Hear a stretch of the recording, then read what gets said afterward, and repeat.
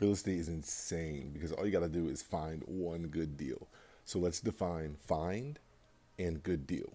If you have no money and you're getting started in real estate, everyone tells you, oh, just find a deal and you can wholesale it, or just find a deal and you can buy it using other people's money, none of your own money. This is absolutely true, but no one's defining what it means to find a deal. So to find a deal in real estate, what they're really saying is get a deal where there's no one in between you. There's no real estate agent, there's no wholesaler. It's just you and the seller, where you guys can directly negotiate on how that transaction is going to look, pricing, structure, etc. This is where most of the creativity is created, for lack of a better term. So when you're able to do this, even if you have no money, even if you have bad credit, this is the skill no one's talking about. All you have to do is have the guts, I won't say balls, but I wanted to say balls, to get this deal under contract. Meaning get the seller to sign paperwork that they agree to sell to you under favorable terms. Why is favorable terms important? This is where the good deal comes in. It's not just about, hey, I saw this deal on Zillow, or yo, there's this house in my neighborhood, it's boarded up, the grass is high.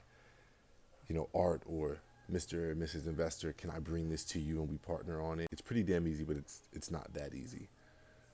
Favorable terms simply means, can this deal make money? And if so, how? So, do you think this is a good fix and flip? If it's a good fix and flip, why?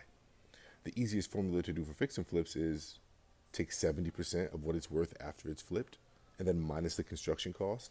And that number that's left over, if you can get a property for less than that number, it's typically a good deal. What about a rental? Is it a good rental? Easy formula to determine if it's a good rental is if it fits the 1% rule, meaning this house is going to make this much rent per month. And if I multiply that number times 100, it is greater than the price that I'm getting the house at. That's a good rental. In some cases, it's simply this house is paid off and we don't need a loan because the seller is going to let us pay them payments, but then we take the deed. That's a real scenario. Another real scenario is the seller just wants to get rid of it. They owe too much on their mortgage to sell it in profit, so they're going to let us take over their mortgage. That's a favorable deal to someone else. Okay, Art, who is the someone else? Well, that's a subject for another video, but the someone else could be a buyer, an investor, a partner who can help you take that deal down using none of your own money because it's that good of a deal.